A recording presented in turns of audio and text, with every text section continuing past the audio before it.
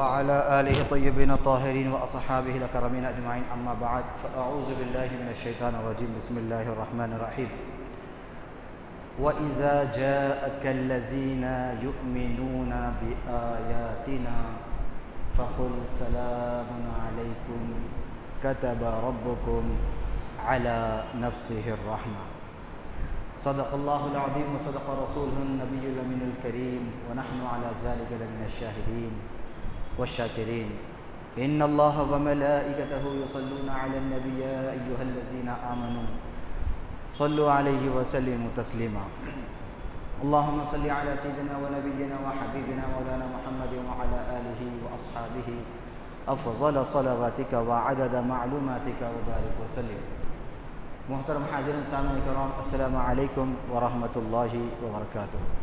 اللہ تعالیٰ کے بے انتہا حمد و ثنا ہے جو سارے عالم کا رب ہے، خالق کائنات ہے، مالک انسجا ہے، رب العالمین ہے، روز جزا کا مالک ہے، پالنہار ہے۔ اسی کے ساتھ ساتھ آقا و مولا احمد مجتبیٰ محمد مصطفیٰ سیاح لامکہ راحت قلب و سینہ سرور مدینہ غریبوں کے غمخوار آقا، یتیموں کے مددگار آقا، محبوب خدا پر بے انتہا درود و سلام کے بعد اللہ تعالیٰ ارشاد فرما رہا ہے اپنے پیارے محبوب صلی اللہ علیہ وسلم کے وسیلے سے، توسل سے، ذریعے سے ہمیں حکم دے رہا ہے۔ سارا قرآن وسیلہ مصطفیٰ ہی ہے ہمارے لیے، سارا قرآن ذریعے مصطفیٰ ہی ہے ہمارے لیے، تو اللہ تعالیٰ نے آقا کو ہم تک پہنچانے کا وسیلہ بنایا۔ قرآن پاک ہم تک پہنچا، اللہ نے وسیلہ مصطفیٰ بنایا، نور مصطفیٰ کو ہمارے لیے وسیلہ بنایا، اور وہ قرآن سارا کا سارا ہمارے لیے ہدایت بھی ہے، اور ہدایت ان لوگوں کے لیے ہے جن کے دل میں اللہ کا خوف ہے، تقویٰ ہے۔ ہدی للمتقین، جو متقین ہیں قرآن ان کے لیے ہدایت ہے۔ تو ہر کوئی قرآن پڑھ رہے ہیں، ہر کوئی قرآن سن رہے ہیں، لیکن سب ہدایت پہ نہیں، کوئی بھی اکثریت تو ہدایت پہ نہیں ہے، سب پڑھ رہے ہیں۔ تو معلوم یہ ہوا کہ قرآن صرف متقین کے لیے ہدایت ہے، سارے مسلمان کے لیے ہدایت ہے، لیکن لوگ اس سے ہدایت حاصل نہیں کر رہے، اس کو لوگ ہدایت حاصل کرنے کے نظریے سے نہیں دیکھ رہے، پڑھ رہے ہیں خالی۔ صرف مقصد کیا ہے؟ پڑھنا ہے اور بولنا ہے کہ میں پڑھا، یا پھر میرا بچہ پڑھا، میری اولاد پڑھی، جو بھی پڑھے۔ تو یہاں پر سب کے لیے ہدایت نہیں ہے، بلکہ اللہ کا حکم ہے یضل بھی کثیرا ویہدی بھی کثیرا۔ اکثر لوگ ہدایت یافتہ بھی ہو رہے ہیں، اکثر لوگ گمراہ بھی ہو رہے ہیں۔ جتنے مذاہب ہمارے مذہب میں، جتنے فرقے ہیں، ہر ایک کے پاس قرآن ہے، ہر ایک کے پاس دلیلیں ہیں، سب کے پاس ہے، لیکن سب کا نظریہ الگ الگ ہے۔ قرآن کریم کی آیت بیان کر رہے ہیں، آپ الگ نظریے سے بیان کر رہے ہیں، انہوں الگ نظریہ بیان کر رہے ہیں، انہوں کا ہر ایک کا اپنا اپنا نظریہ بن چکا ہے، اور سب کا نظریہ جو ہٹا ہے۔ تو ایسے معاملہ آج سے 1400 سال پہلے، 200 سال پہلے، 400 سال پہلے نہیں ملا۔ آج جو نظریہ قرآن پاک کو لے کے جو ہم ہر کوئی اپنے اپنے دلیلہ پیش کر رہے ہیں، تو صحابہ کے زمانے میں ایسا نہیں تھا، سب کا نظریہ ایک تھا، سب کی سوچ ایک تھی، سب کی محبت ایک تھی، سب کے دل میں اپنی جان، مال، عزت، آبرو سے زیادہ سرور انبیاء کی محبت تھی، سب سے زیادہ آقا و مولا کی محبت تھی۔ تو یہ ساری محبت ایسی تھی کہ صحابہ کرام کسی بھی حال میں ہو، کسی بھی کیفیت میں ہو، یہاں تک کہ صحابہ، حدیث مبارکہ ہے، صحابہ رسول اگر عبادت میں بھی ٹھہرے ہیں، سرور انبیاء آواز دے رہے ہیں، تو فوراً دوران نماز ہی سرور انبیاء کے بارگاہ میں صحابہ چلے گئے۔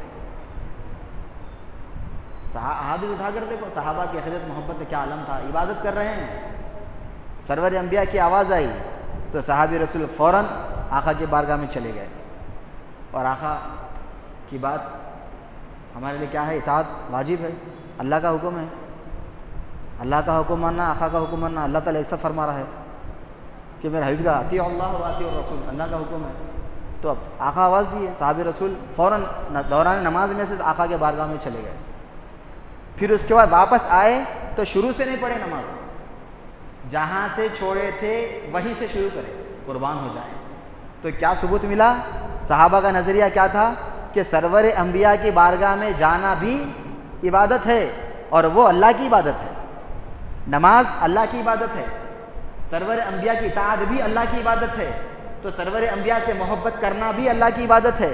تو اللہ تعالیٰ 1400 سال پہلے فرما دیا اور ان کے لیے رحمت کی خوشخبری سنا دی، فضل و کرم کے دریا بہانے خوشخبری سنا دی، اپنے رحمت کو ان کے لیے لازم کر دیا، جو سرور انبیاء کی سلامتی کی دعا میں آ گئے۔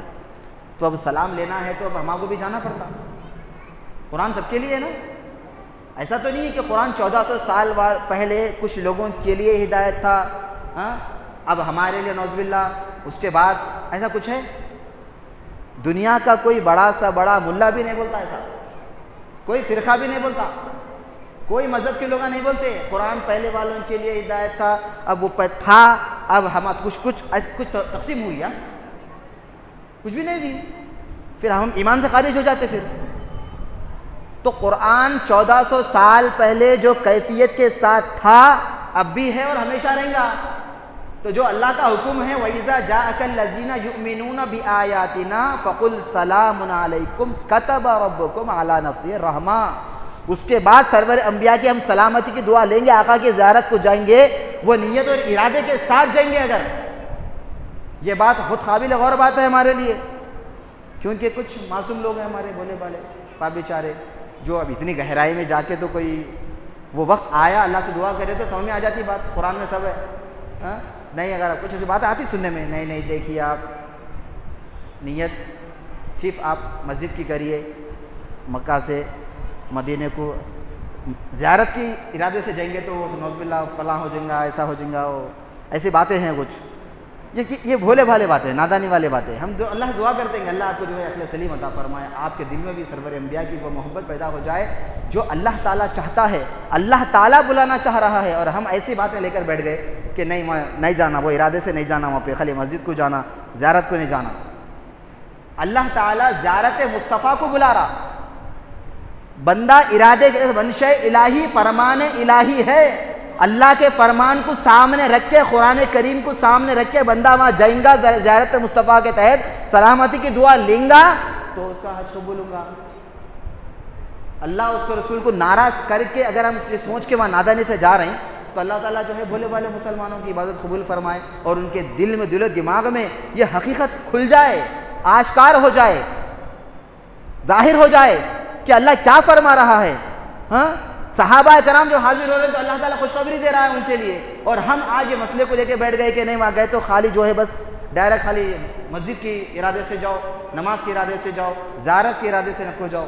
ایسی باتیں کیسی باتیں ہیں یہ؟ کون سی یہ آیت مبارکہ کے بعد تو بہت تکلیف ہو رہی ہے بات سن کے۔ اللہ کا حکم ہے، فرمان الہی سننے کے بعد، سرور انبیاء کی سلامتی کی دعا سننے کے بعد، اللہ کی جو رحمت ہم پر لازم ہو گئی قرآن کریم کے ذریعے سے، اس کے بعد یہ بات میں اب دم ہی نہیں رہا۔ کیسی باتیں ہیں؟ کیوں تعلق ہے یہ آیت کا؟ یہ جو الفاظ سے ایسی باتیں جو چل رہی ہے، یہ آیت سے کچھ تعلق ہے؟ اللہ غضب میں ہے ایسی باتیں لے کر۔ ارے ہمارا ایمان کا جائزہ، ایمان کی کیفیت اللہ تعالیٰ ہمیں آزماتا ہے، سرور انبیاء کی بارگاہ میں لے جا کے ان کی محبت سے آزماتا ہے۔ اور قربان ہو جائیں جتنے لوگ چلے گئے، اللہ سب کے دل میں جو ہے سرور انبیاء کی محبت پیدا فرمائے، اور بندہ جا رہا ہے تو صرف یہی سوچ کے جائے گا اللہ تیرا حکم ہے سرور انبیاء کی زیارت کرنا، ہم زیارت مصطفیٰ کے تحت وہاں جا رہے ہیں، سلامتی کی دعا ملے گی ہمیں، سرور انبیاء کی سلامتی کی دعا ملے گی تو اس کے بعد رحمت ہم پر لازم ہوگی۔ اس سے پہلے کوئی رحمت نہیں ہے ہمارے لیے، ہے ہی نہیں رحمت ہمارے لیے کچھ بھی، کچھ بھی نہیں۔ اور ہم کو تو ہم ظالم ہیں، میں نہیں کہہ رہا ہوں، ہم سب کہتے ہیں اللہم انی ظلمت نفسی ظلما کثیرا۔ کیا ہم نہیں کہتے جملہ؟ ہر بندہ نفس قرآن جو نماز میں عبادت میں جملہ کہتا ہے اللہم انی ظلمت نفسی، ہم کیا ہیں؟ ظالم ہیں۔ اللہ میں نے اپنے جان پر، اپنے آپ پر ظلم کیا، تو ہم کیا بن گئے؟ ظالم بن گئے۔ ہم سب ظالم ہیں، اور اللہ کو یہ بولنا ہے اللہ کو مولا میں ظالم ہوں، تیرے بارگاہ میں ٹھہرا ہوا ہوں میرے مولا، میں ظالم ہوں، میں گناہ گار خطا کار ہوں۔ اگر تو نہ بخشے تو پھر تیرے علاوہ کوئی معاف کرنے والا نہیں ہے، تو ہمیں نہ چھوڑے تو پھر کوئی چھڑانے والا نہیں ہے میرے مولا۔ تو اگر پکڑنے بھی آ جائے تو پھر بچا نہیں سکتا، تو محاسبے بھی آ جائے تو پھر کوئی ہمیں چھڑا نہیں سکتا میرے مولا۔ ہم ظالم ہیں، تو معاف کر دے ہمیں، ہدایت کی توفیق ہم اللہ سے دعا مانگتے ہیں، اللہ سے ہم یہ دعا کرتے ہیں مولا ہم ظالم ہیں، ہاں تو پھر ہم کیا ہیں؟ ظالم ہیں، گناہ گار ہیں، سب گناہ گار ہیں ہم۔ بڑے ہم تہجد گزار بھی ہوں گے تو اللہ کی بارگاہ میں کہنا ہے میں ظالم ہوں۔ ہم اللہ کی عبادت کر رہے ہیں، ساری زندگی عبادت کرے، پھر اللہ کی بارگاہ میں ٹھہر کہنا ہے اللہ میں ظالم ہوں، میں خطا کار ہوں، میں گناہ گار ہوں، میری عبادت سے میں تجھے راضی نہ کر سکا، تو اپنے حبیب کے نالے پاک کے صدقے میں اپنے فضل و کرم سے مجھے معاف کر دے۔ یہ دعا اللہ کی بارگاہ میں کرنا ہے بندہ۔ تو اللہ تعالیٰ قرآن کریم میں تجھے فرما رہا ہے وَلَوْ أَنَّهُمْ إِذْ ظَلَمُوا أَنفُسَهُمْ جَاءُوكَ فَاسْتَغْفَرُوا اللَّهَ۔ میرے محبوب صلی اللہ علیہ وسلم آپ کے بارگاہ میں حاضر ہو جو جنہوں نے اپنے آپ پر ظلم کیا اور آپ کی بارگاہ میں آپ کو جو ہے شاہد بنا کے سامنے، اس کے بعد مجھ سے معافی مانگنا، آپ کی بارگاہ میں آ کے اس کے بعد مجھ سے معافی، آپ کی بارگاہ میں آپ کے تقدس میں موجود ہو کے رہ کے آپ کے ذات گرامی کو، آپ کے نور مصطفیٰ کو سامنے جلوا کر رکھ کے مجھ سے مغفرت طلب کرنا، میں معاف کروں گا۔ تو اللہ تعالیٰ کیا فرما رہا ہے؟ اللہ کا حکم کیا ہے؟ ہم اپنے آپ کو بہترین سمجھتے ہیں تو پھر یہ سمجھ جائیں کہ اللہم انی ظلمت نفسی۔ جب ہم اپنے آپ کو ظالم بھی کہہ رہے ہیں، پھر سب سے بہتر بھی کہہ رہے ہیں، ظالم بھی کہہ رہے ہیں سب سے بہترین، ہم اچھے کہہ رہے ہیں، ہم ظالم اپنے آپ کہہ رہے ہیں، پھر دوسرے کو گناہ گار سمجھ رہے ہیں، ہم اپنے آپ پہ ظلم بھی کر رہے ہیں، دوسرے کو خطا کار سمجھ رہے ہیں، ہم یہ اپنے آپ پہ ظلم کر رہے ہیں، اس کو جو ہے ہم کو سب کو سمجھ دے رہے ہیں، لیکن ہم اپنے آپ کے بارے میں نہیں سمجھ رہے ہیں بیٹھ کے کہ مولا ہم کیا ہے۔ تو یہ سوچ ہے اللہ والوں کی، اسلاف کی، اکابر کی، محدثین کی، مفقہین کی، سب کی یہی سوچ ہے کہ مولا میں کیا ہوں؟ گناہ گار ہوں، میں خطا کار ہوں، میں ظالم ہوں، مجھے معاف کر دے۔ میں عبادت کیا ہوں لیکن میری عبادت سے میں تجھ کو راضی کر سکا یا نہیں یہ میں نہیں جانتا۔ میں بہت عبادت کیا، سب کچھ کیا، لیکن تو راضی ہے یا نہیں یہ میں نہیں جانتا میرے مولا۔ لیکن سرور انبیاء کے نالے پاک کے صدقے میں حبیب نور مصطفیٰ کے وسیلے سے میرے مولا مجھے اپنے فضل و کرم سے معاف کر دے، میرے ناقص عبادت کو قبول فرما دے، متقین میں شمار فرما دے، صالحین میں شمار فرما دے، نیکوکاروں میرا شمار فرما دے، اور پیدا ہے جس مقصد کے لیے تو نے ہمیں پیدا کیا ہے اس مقصد کو سمجھنے کی توفیق عطا فرما میرے مولا۔ یہ ساری جو سوچ ہے یہ ہر امت مصطفیٰ کی، ہماری بڑوں میں چھوٹوں میں سب میں آنا چاہیے، لیکن پیدا ہونے کے مقصد کو ہم بھلا بیٹھے۔ آج ہماری جو نسلیں ہیں تعلیم حاصل کر رہی ہے، تعلیم حاصل کر کے وہ کدھر سے کدھر چلے جا رہی ہے جس کا اسلام سے کوئی تعلق نہیں ہے۔ آج ہم ترقی ہے، ہماری اولاد ترقی کری نا، کچھ کو ترقی کر لے رہی ہیں، علم حاصل کر کے اتنی دور نکل جا رہے ہیں کہ اسلام سے اس کا کوئی تعلق ہی نہیں ہے، اور انہیں پلٹ کے بھی نہیں سوچ رہا کہ ارے میں پیدا ہوا اتنی ترقی کر لیا۔ وما خلقت الجن والانس الا لیعبدون، اللہ کا حکم ہے میں نے اپنی عبادت کے لیے پیدا کیا ہے، اسلام کے لیے پیدا کیا ہے، اپنے اللہ کو اس کے رسول راضی کرنے کے لیے پیدا کیا ہے، اور بندہ ترقی کا نام لے کر کہاں چلے گیا؟ کبھی انہیں پلٹ کے سوچا نہیں، سالوں سال ہو گئے، ایسے کئی بندے ہمارے جو سوچ چلے جا رہے ہیں، پلٹ کے نہیں دیکھ رہے کہ ہم کیا کریں۔ کتنی تکلیف ہوتی ہے آج مذہب اسلام، اللہ اس کے رسول کتنا جو ہے بندے سے کتنا ناراض ہے کہ آج ہم کیا کر رہے ہیں۔ ماں باپ، اولاد ہے، اللہ کے غریب بندے ہیں، غربا ہیں، مساکین ہیں، جو مصیبت میں اللہ کو یاد کر رہے ہیں، اس کو راضی کر رہے ہیں، تڑپ رہے ہیں، آنسو بہا رہے ہیں، اللہ کو راضی کر رہے ہیں، اللہ کے جلال کو، ہمارے غربا اور مظلومین کے آنسو اللہ کے جلال کو روکے ہوئے ہیں، اس لیے اللہ تعالیٰ سے ہم محفوظ ہیں، ورنہ پھر اللہ کو ہماری ضرورت نہیں ہے۔ یہ سمجھنے کی بات ہے۔ سرور انبیاء کی اطاعت سے لے کر، محبت سے لے کر، آقا کے فرمان سے لے کر، اب ہمیں اسلام کے لیے، مذہب اسلام کے لیے کیا کرنا ہے، اور آقا کے محبت کے ساتھ اللہ کو راضی کرنا، ہمیں کو راضی کرنا، آقا کے سے بے انتہا اطاعت فرمانبرداری کرنا، صحابہ کی زندگی کو سمجھنا، اس کے بعد یہ سارا جو اسلام جو پیدر پہ ہم تک پہنچا ہے، کیسے پہنچا؟ آج جو ہم ترقی کا نظریہ لے کے چلے گئے، اگر یہ نظریہ پہلے ہوتا تو یہ اسلام نہیں آتا تھا۔ آج جو اسلام آیا، قربانیوں کے ذریعے سے اپنی جو ہے خلقت کی حقیقت کو سمجھنے کے بعد وہ لوگ اللہ سے راضی کرے، ہاں اس کے بعد یہاں تک ایمان آیا، قربانیاں دیے. اور آج ہم جو ترقی کو لے کے جو آج ہم کہاں سے کہاں چلے جا رہے ہیں، جس کا اسلام کے لیے جو ہے ایک پیسہ بھی کوئی فائدہ نہیں ہے اسلام کے. اگر ہماری جو ترقیاں چل رہی ہے، کہنے کے لیے بہت کچھ ہے حاضرین، ترقی کے لفظ کو سمجھا رہا ہوں میں آپ کو. مقصد اور اس اولاد کے لیے فائدہ ہے، اسلام کے لیے فائدہ، اللہ سے فائدہ ہے، اور ماں باپ کے لیے فائدہ ہے. اگر اولاد جو ہے اپنی حقیقت کو سمجھے گی اور ماں باپ بھی سمجھائیں گے کہ میرے بچے اللہ کیا حکم دے رہا ہے، یہ ذہن میں آنا. حضرت عثمان غنی کی زندگی ہمارے لیے کافی نہیں ہے؟ ہاں بڑے مالدار ہیں، غنی کا لفظ کیوں ملا؟ ہاں اس وقت کے کروڑ پتی ارب پتی تھے، آپ تھے نا. ان کی زندگی دیکھ لو، ترقی کو سمجھ میں آ، ترقی پیسہ دولت سب سمجھ میں آ جاتی ہے. ان کی زندگی پڑھ لو، اور جو لفظ جو ہے ہمیں زبان آتی ہے وہ زبان میں ان کی زندگی پڑھ لو. عثمان غنی کی زندگی پڑھ لو، پھر سمجھ میں آ جائے گی کہ آج کی جو ترقی ہے، دولت ہے، یہ کیا ہے. اور عثمان غنی کو جو لقب بھی لاقا دی ہے، آخر زندگی تو کیا تھی یار. آپ حقیقت کو سمجھے، پیدائش کو سمجھے، سب کچھ سمجھ گئے آپ. اس کے بعد آپ نے کبھی دولت کے پیچھے بھاگے نہیں. دعا فرما مولا یا رسول اللہ، دعا فرمائیے کہ اللہ جو ہے میری دولت کو کم کر دے. یہ دعا فرمانے کے لیے گئے آپ دعا فرمائیے اللہ میری دولت کم کر دے. اتنی میری دولت اللہ دے رہا ہے کہ دولت کم ہو جانے کی دعا فرمائیے، قربان ہو جائیں. تو آقا فرماتے ہیں کہ اللہ کا حکم ہے لئن شکرتم لازیدنکم.